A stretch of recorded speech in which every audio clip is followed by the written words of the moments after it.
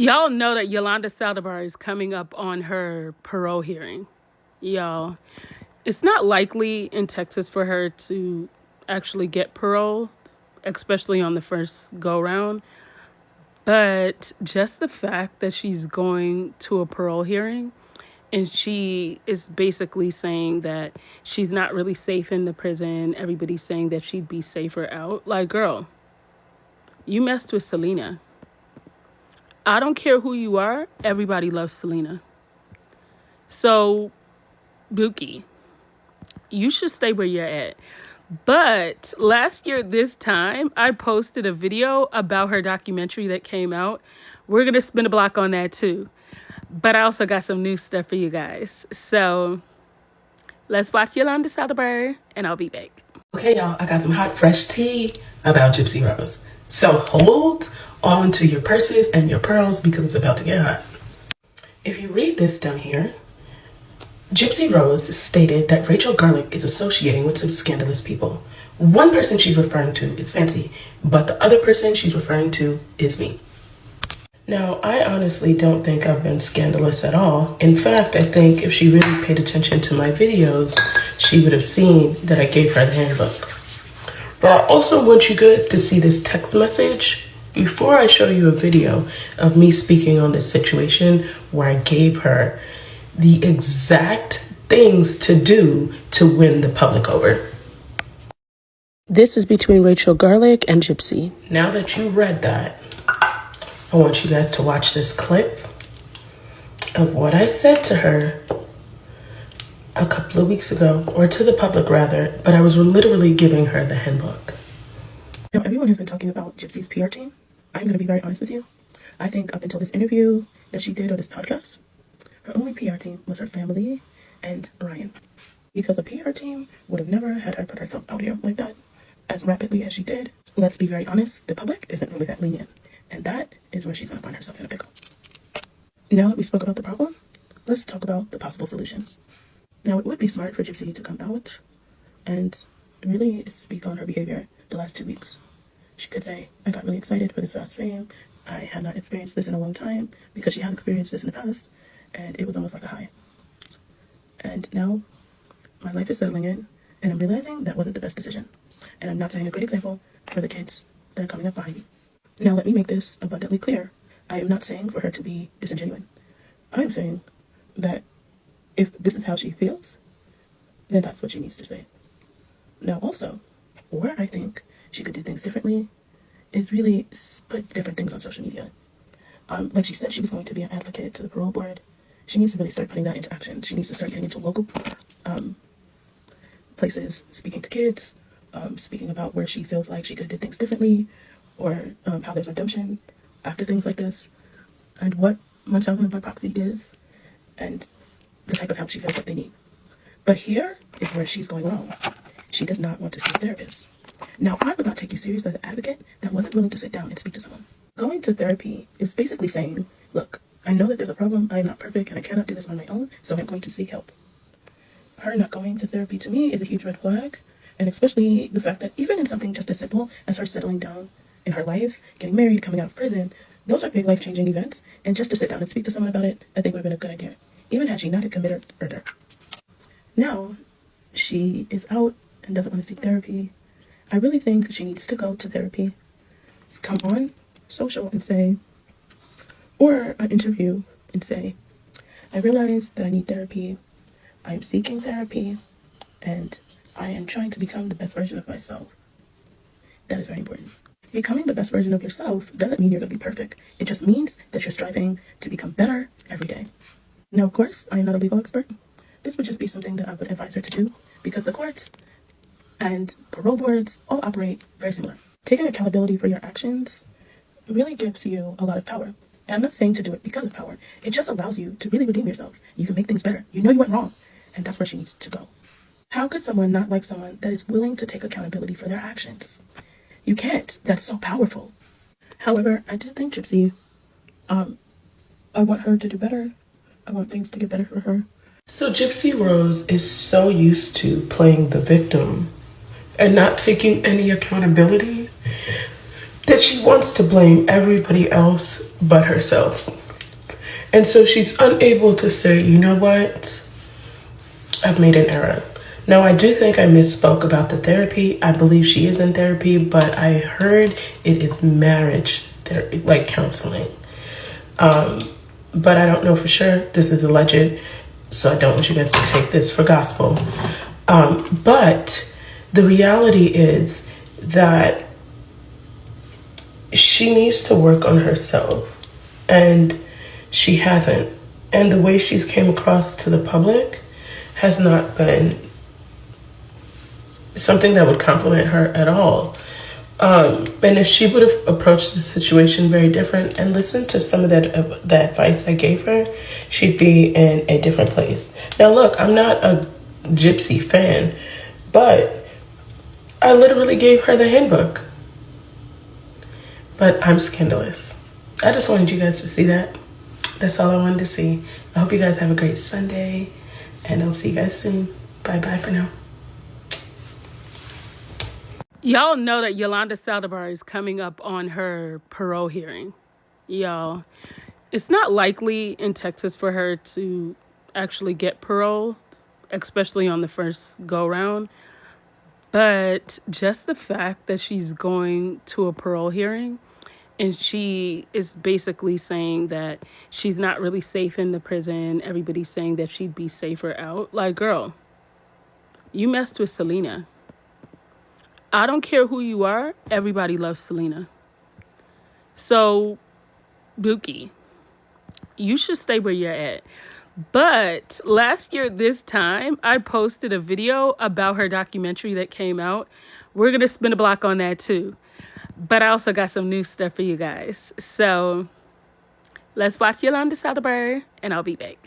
Am I the only one that thinks the Yolanda Saldivar documentary is just her victimizing herself, or at least trying? I think it's crazy that she keeps saying why or what happened versus taking accountability that she unalived Selena. The reality of it is just so wild because she's like, well, this happened, that happened. Yeah, but none of that matters because you unalived Selena. We don't care about nothing else. Nobody cares about anything else. She hasn't like really spilled any tea on the dad, really. I feel like she has some, she just doesn't really want to say it, but I'm interested to see if today she will say something. I will be live streaming on my page at 7 p.m. Central Standard Time and 8 p.m. Eastern Standard Time. So you guys could get on my live and watch it, but I don't know. It wasn't what I thought it was going to be. I thought this documentary was going to be better, and maybe the second half will be better, but it hasn't done enough for me yet. What are your thoughts? Wendy Williams, I made it happen for you, Papa. Wendy Williams is ringing in her dad's B-Day in Miami. Look at her. She looks so fabulous, and she's glowing in these pictures. And her son, Kevin, and her dad are who she's been spending this time with. And the judge allowed her to go out there to see her dad. And she shared a couple of pictures. I'm going to show you one. Look at this. Look at her. She's smiling. She genuinely looks happy. Y'all, I really want to see Wendy back on like the radio or something because I know that she's doing much better now. And I think that that will help her stay on track with everything. But I'm so happy she had an opportunity to spend this time with her dad. Her dad looks so happy. And it's his 94th birthday. And life is so short that you never know. Tomorrow's never promised to you. And the fact that she was able to spend this time. And you all already know that last week, Wendy Williams signed an affidavit and submitted to the courts. So she may actually be off of this guardianship very soon. And really, honestly, it's thanks to Harvey from TMZ because he's really been advocating for her. If you guys haven't seen the Tubi on Wendy Williams documentary, y'all have to go see it because it's such a good documentary and it really shows how well Wendy is now, and she can actually be fine out here in this world, and they need to take her off this guardianship. And Harvey has done such a great job advocating for her and really speaking up. I think he's a gem. honestly, Harvey's a gem. I'm so happy for Wendy Williams. Y'all know I love Wendy. I know I say this all the time, but she is so nostalgic to me because I grew up in New York and I used to always come home and listen to 107.5 WBLS as a child. I would sit by the radio and just listen to what she had to say because she always had some tea. But to see her look healthy and happy just warms my heart. So I just hope she gets off this guardianship really soon. And if they deny this affidavit, she is going to request a jury trial. So that would be really good because for them to hear her and see her, they'll be like, yeah, she's good. But y'all have a good day. Bye-bye for now. Wendy Williams' dad on his 94th birthday, partying it up. He said he got some moves, baby.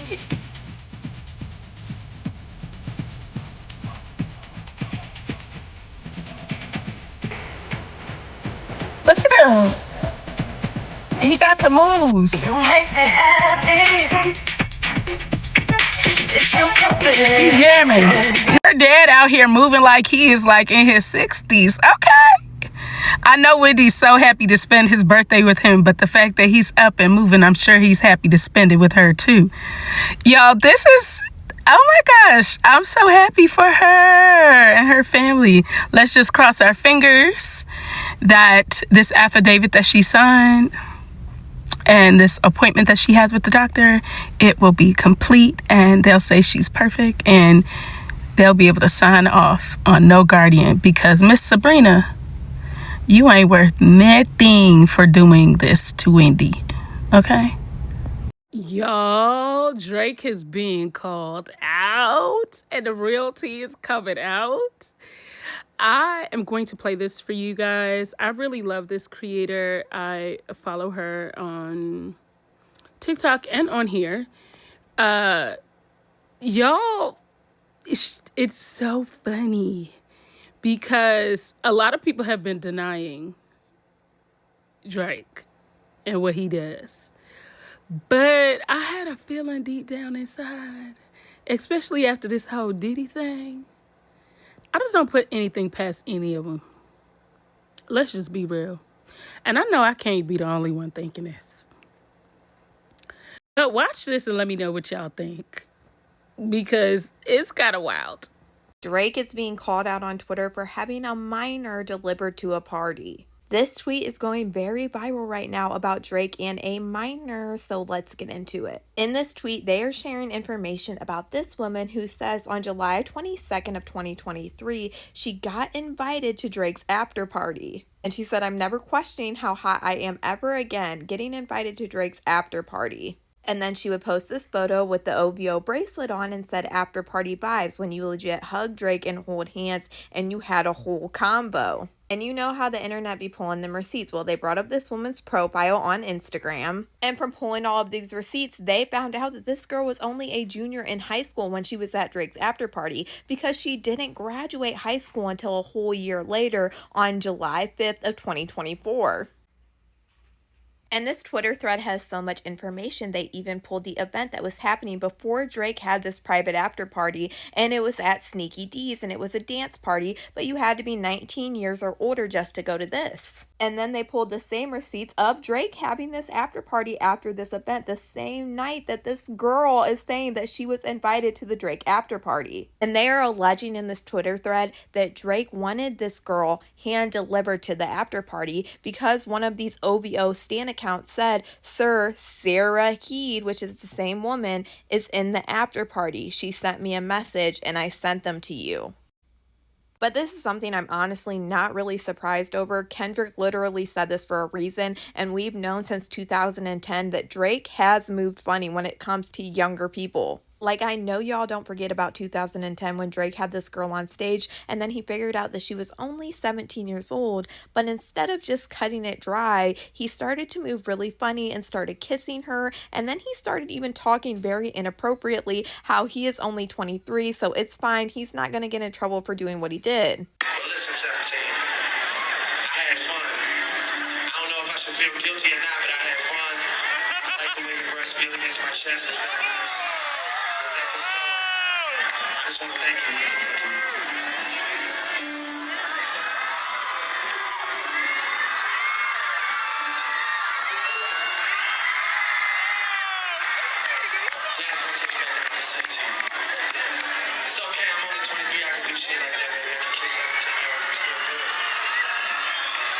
Good. He said it felt good. Y'all have to understand, Kendrick said what he said for a reason, and honestly, I don't think this is anything that Drake will ever be able to live down. But y'all let me know what you guys think about all this in the comments. Now, as far as Onaja, we don't really have much of an update other than the fact that she has been detained, but she has no charges. And they're saying they have her detained for safety reasons. Who really knows what's really up? But let's listen to our storyteller because he has some good information. Guys, I have some news for you guys. So in Pakistan today, this was in the news, 16 Pakistanis who helped Onaja out and were so kind to her during her stay in Pakistan over here are being acknowledged by the American consulate. They're going to get special awards. 16! Why am I not there? Why am I not there? I was the foreign liaison. I was the translator in between. Literally my friend, like a friend of mine, like who works in close association with the consulate and everything. He was like, people were seeing your video. They were using your video. They read the comments and they started realizing, oh my God, like the relationship between Pakistan and America. Where is my award? Where is my award? But no, in all fairness, this is actually a really good thing. And I wonder who are the 16 people? I know there's Chipa, there's Shabana, then there's another one, there's Atiba. I know these 3 people. Who are the other 13? That's one thing. Another thing is now Shabana. Shabana's now like a TikTok star. She's a celebrity now because I've been seeing videos of her at weddings. She's been going at weddings and there's like a line of girls just standing in the front and they're like, guess who's with us? Guess who's with us? And they're like, guess. And all of a sudden they separate 2 to the side, 2 over there. And then from the middle comes Shabana with a fresh blow dry. So yeah, Shabana is quite a star now. But as far as what's happening with Sis, no clue. We haven't heard anything yet. But what I've been hearing from the authorities are saying that she has been detained but isn't in jail. But yeah, if the consulate is giving awards out to all these people and everything, what is the consulate doing or the embassy doing in Dubai? Do they have any plans of getting her back home? Y'all, I saw this and it really blew my mind. I feel like it's really worth bringing to this video, but let me know what you guys think down below because I just couldn't believe this at all. This is wild. Are you guys following the case of this would-be school shooter who was stopped by the FBI the day before the shooting was planned? So on Wednesday, the FBI gets this anonymous tip, and this person says that their friend is planning a mass shooting at Mooresville High School, which is in Indiana, on Valentine's Day, which was the next day. The tipster said that 18-year-old Trinity Shockley had told them through Snapchat that Trinity was going to commit this mass shooting the next day. Trinity was referring to the shooting as Parkland Part 2 and had access to an AR-15, rounds of ammunition, and had just ordered a bulletproof vest. So thank God the FBI takes it seriously and raids the apartment of Trinity and Trinity's father and uncover the most disturbing scene. Police say Trinity's bedroom walls were covered in pictures of mass shooters and school shooters. Trinity had a poster hanging from a movie called 0 Day, which apparently is about a school shooting. I'd never heard of it, but anyways, had a heart-shaped locket with a picture of Nicholas Cruz in it, and then our backpack, I guess, had buttons with the faces of these shooters on it. On top of that, the tipster was right, and they found the AR-15, the ammunition, and the bulletproof vest. Then police interviewed the counselor who said that Trinity had been trying to get mental health counseling since freshman year, but Trinity's dad would not allow for it. This past October, Trinity finally turned 18 and signed up for the counseling at school. The counselor told police that Trinity admitted to being sexually attracted to Cruz, had already named the children they were going to have together, and had written to him multiple times. Trinity is currently being questioned by police and was charged with conspiracy to commit murder and 2 terrorism-related charges. Now, y'all know what time it is. It's time for some Black history. I saw this and I thought that this would be really interesting to share, and I think you guys would enjoy this. Let me know what you guys feel about this. Hello everyone, this is Professor Bush and welcome to the United States Constitution, Government and Racial Inequality, lesson number 4. Let's talk about one of the most infamous United States Supreme Court cases in history, Dred Scott v. Sanford. This Supreme Court decision was made in 1857, and the reason why the legacy of Dred Scott still echoes today and is still very relevant today is because the Supreme Court not only decided to deny Black people citizenship, but Dred Scott set up a legal foundation for white supremacy in the United States. Now, eventually, the 14th Amendment did overturn it. However, there is something called federalism that was used as a tool, and federalism is the division of power between the state governments and the federal government. Federalism was used as a tool to uphold racial inequality even after the 14th Amendment was passed. So let's get into how that works. Dred Scott was an enslaved man who was arguing for his freedom. He essentially argued that if he was living in free territory, then that made him a free man. And if you think back to lessons 1 through 3, you'll see why this argument is prevalent and why the Supreme Court's response was so egregious. Their response, their 7-2 response, their ruling was that, 1, the Constitution never meant to include Black people as citizens in the first place. Secondly, they ruled that Congress doesn't even have the authority to ban slavery in the United States territories. And thirdly, they ruled that enslaved people are property. Therefore, the federal government has no right to interfere or take away property, I should say, without due process.